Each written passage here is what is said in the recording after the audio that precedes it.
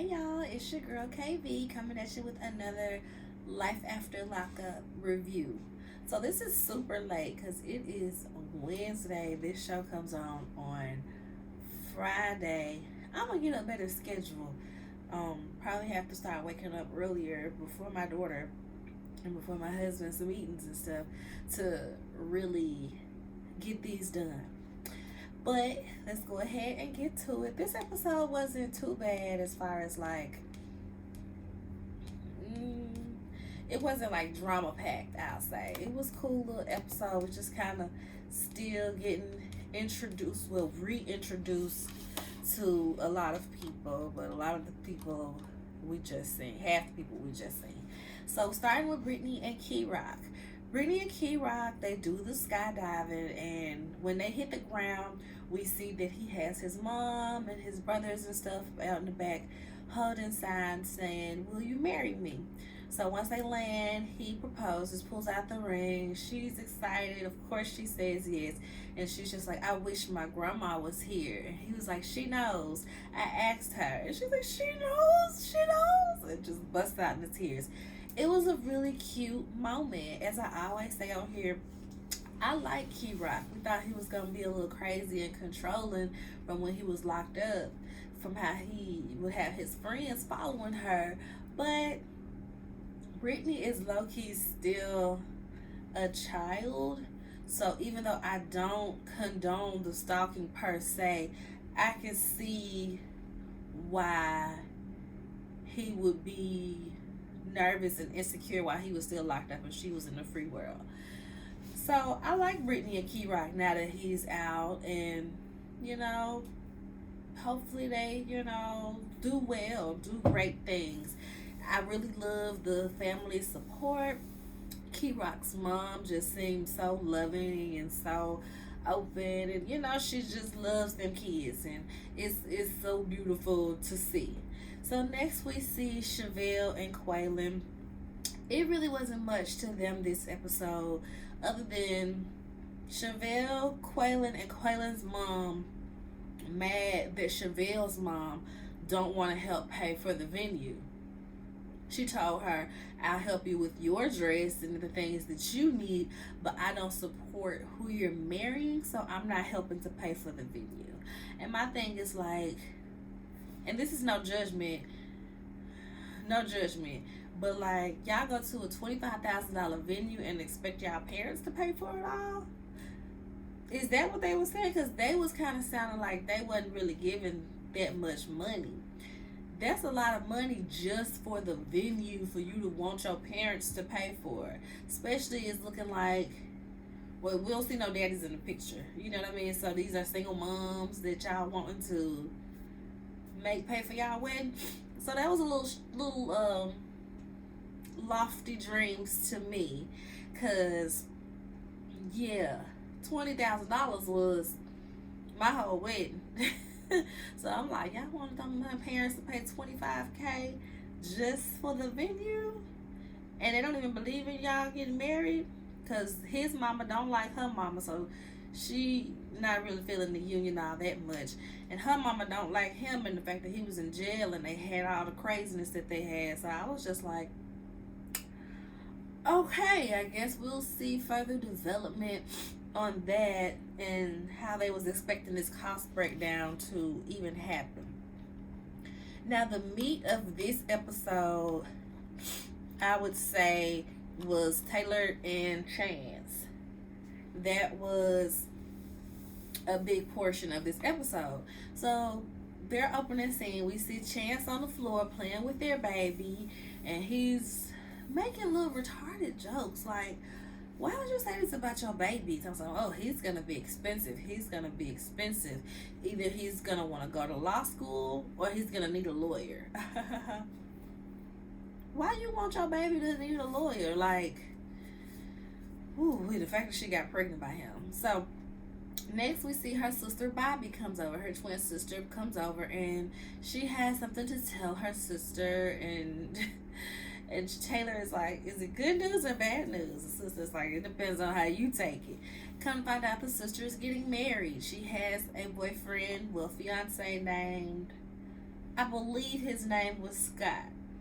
I believe his name was Scott. He a black man, y'all. I said, okay, Bobby, come on with the swirl, with the swirl, with the swirl. And Chance is basically jealous. Well, why did she get her fairy tale ending, and me and Taylor still aren't married? How did she get married and get our fairy tale ending? And I'm just like, why are you so pressed to marry Taylor? It's truly given. He wants to be put down as beneficiary on her accounts. He wants to be able to take a loan out in her name. He wants to be able to run up her credit and use her finance and all these things. That's the only reason I could think of on why he would want to be married, especially with looking at his previous habits. Like, your past habits have shown you're not good with money. You're not shy about talking about how you're not good with money. We know Taylor is good with money. So, yeah, it's looking like a scam. But at least Taylor has wised up enough to realize maybe she don't need to marry this man, even though we do got this baby. But it's given she don't want to break up with him because she feels like he's not going to be a present father if they're not together. So she's really in a tough space because, you know, she already got, 3 daughters? She already got 3 daughters, and I think 2 of the girls got the same daddy, and he passed. That daddy had passed away, and that's why, you know, she was a single mom with 3 kids. But so she's just kind of cautious about keeping a dad in their lives, it feels like. So Chance and Scott, they go hang out or whatever. Taylor is like, I want to just make sure he's not another Chance. Like, girl, Bobby not thirsty for love like you are. So I highly doubt that Scott is another Chance. So they go and see a man about a car. Chance takes Scott with him, and they go see this man, y'all. This scene was just so crazy to me because the man trying to sell Chance this limo, and this limo is so old, y'all. This limo had to be like from the 90s, I feel like they said. This limo had to be from about when I was born. This got to be a 30-something-year-old limo. Because I remember being in a limo as a kid, and it looked nicer than that. So he trying to sell him the limo. And Chance is feeling like it's a good idea because he'll be able to make money off the limo. The guy's telling him, yeah, you'll be able to make like $700 a month off the limo. And Chance is like, well, it's not a whole lot, but I'll be able to pay off my dad to such and such from jail. And he asks Scott if he wants to go in on it with him because he don't have enough money to buy this limo. Of course, he ain't got no money. He asked Scott if Scott want to go in. Scott was like, no, I'm straight. I'm straight. So next Chance tell him, don't say nothing to Taylor about this. Scott just looking at him like, Scott in his little mini confessional like, me and Bobby don't keep secrets from each other. That's my woman. So of course I'm going to tell her. I said, that's right, Scott. You better. Scott said, you ain't finna be messing up my happy home, sir, with your little crackhead schemes. No Sam, no ma'am, no Pam, no Chance. So while this is going on, we see the girls are at home. They're outside making this table for the client that Taylor's been doing, these little epoxy tables. So while they're doing that, they see this car driving back and forth, and Taylor spots him. She's like, is it me or is that car, watching us? Like, what is going on? Bobby is just kind of like, oh, maybe they're lost, maybe they're looking for this. No, it's the guy that Chance from prison. And eventually he just pulls up and is like, hey, where your man at? She's like, he's not here. But tell him I said tick-tock, tick-tock. I'm like, this is a scheme production set up to come to us with the bull. Not that I don't believe that Chance owes somebody money, because That part is believable, but the fact that he just so happens to be driving back and forth on the day they're filming, on the day that she's standing outside doing this table, it's like, how did this all come to be? You know what I mean? Like, that's too much of a coincidence to just happen. So I'm wondering if old boy got in touch with production to be like, hey, I know him and he owed me money, and production was like, ooh, this some tea we can put out there. Or if this ain't even somebody that he know from jail and they just agreed to set up this scheme for us as the viewers. I don't know, but it had me cracking up because I'm like, come on, y'all. Next, we're gonna get to Justine and Michael. Now, we haven't seen them in a while, right? I had almost forgot about them. Michael is the French Montana wannabe. And so they're getting ready to go on a trip. And he's getting his kids because he hasn't seen his kids in 5 months, y'all. 5 months. And it always blows me. I know I said this when I love After Lockup when it came to Chelsea and Mikey, and shoot, half the couples on there, because these people be having kids, but they go and get paroled to or live with their significant other who live in a whole nother state from their kids.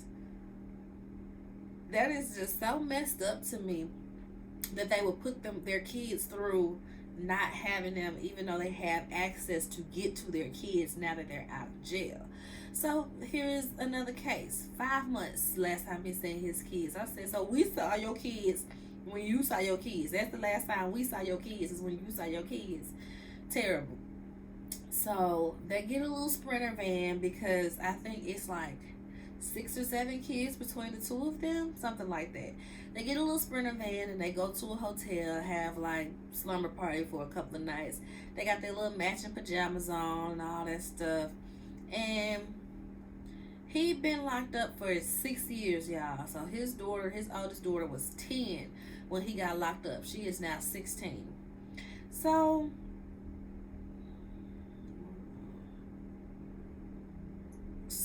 they are preparing to move to Las Vegas. Justine's oldest daughter is going to University of Nevada, Las Vegas, UNLV, and I guess they had already been thinking about moving to Vegas for Michael's career. So now that the daughter is going to be there, they're just kind of like, okay, it's a done deal. We're getting ready to move to Vegas. But he doesn't want Justine's kids to tell his kids, because he just don't want to spring it on them like that. And I'm just like, wrong road, Michael, wrong road.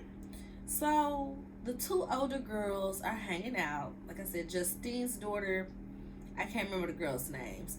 Justine's daughter is like 18, his daughter is like 16, and the kids get along perfectly. Like, it's really cute to see them kids, like, not like, you ain't my brother, you ain't my sister, I just met you. You know, they ain't doing none of that. Them kids get along great. So the oldest girls, they in there, and Justine's daughter is putting makeup on Michael's daughter, and they just sitting there talking, and she's like, oh, are you talking to boys, you got a boyfriend, and oh, I'm getting ready to go to college, yeah, we're all moving to Vegas. And she's like, what?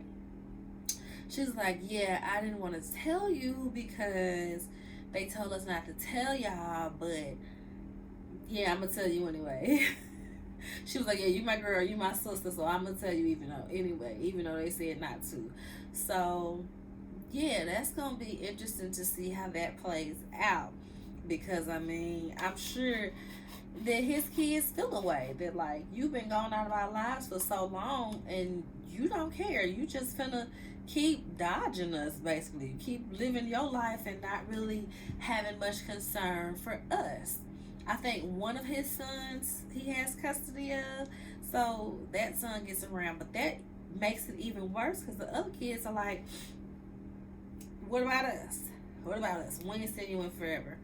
And that's just a lot of kids between them. That's like a lot of kids, y'all. 6 kids, a house of 8. Like, you have to have a Sprinter van to get around. You are spending so much money in groceries, especially with the inflation these days. So yeah, it's interesting. It will be interesting to see how they maneuver that life, especially since Justine is supposed to be pregnant, right? Justine is supposed to be pregnant right now, so like that's just a lot of kids. That's just a lot of kids. Next, we have Lindsay and Blaine. I was forgetting his name. I was like, is it Ryan? Is it this? Is it that? And I was like, oh yeah, Blaine. So Lindsay and Blaine been living together, and they have custody of his son. So they're like a legit little family in there. She has been clean for 2 years and is getting her oldest daughter to move in. I think it's her only daughter. I think that's her only kid, yeah. The daughter is like 16 now, but she's hesitant to live with her mama because she ain't never really lived with her mama. She always lived with her grandma. But she is open to living with her mama. She's not like a bratty teen that's like, I don't want to go, I don't want to go. I like my life over here. She's very open to being there. She's just nervous about how this is going to go. So we also find out that Lindsay's mom that has been taking care of her daughter is actually her step grandma, right? It's Lindsay's step grandma. So this is her grandpa's wife that clearly loves these kids and loves Lindsay and all of that thing, to act as her mom for the amount of time that she did, and to also parent her grandchild. So, well, Lindsay's child. So shout out to that, because that is just a beautiful relationship. So Lindsay's mom mentions that she has had, what's the little girl name? Miley Grace, since her husband died. And so Miley Grace has kind of been, something to distract her with, and her not think about her deceased husband. But she's like, I agree, she does need to come with you. I'm not telling you that I'm trying to keep her or nothing. I can move into the role of just being a grandparent now and not mom. So that's okay. You get your baby. It was a really cute moment, really touching moment to see that Lindsay has a village, even though, growing up, her circumstances might not have been the best, because I think she said her mama was kind of on drugs and stuff like that, and she had her child when she was pretty young and stuff. She had somebody in her corner. So last, we have Melissa and Louie, and this was the other chunk of the episode, y'all. Melissa's family is so rude, just rude and mean and nasty, just so rude. I was just like, I see where you get it from, because your family is just as bad, if not worse. So they're having a family barbecue, and she's getting ready to go over. She has not told them that Louie is with her, so that will be a surprise to them. So he gets there, and everybody's just kind of like, oh, okay. Her daddy gonna say, oh, Melissa always finds a way to get some trash. She always finds a way to pick up some trash. And it's like, sir, you don't even know him. You don't even know him. I'm like, I don't even know him, but I'm ready to fight for Louie, because I'm tired of people playing on his head. Like, Louie ain't even did nothing. He may have had a sketchy past. He may have been in drugs in the past and just got out of jail. But my God, give this man a chance. He done been out. He done got him a job. He ain't been in no trouble. But they just got such terrible things. You would think that Louie been cheating on her, stealing her money, buying drugs, and, slapping his mama around. You would think Louie was just a terrible person in how they be treating him. So the sister starts questioning him. How did you get here? Did she send you money? Did she send you money? Are you using her? Are you using her?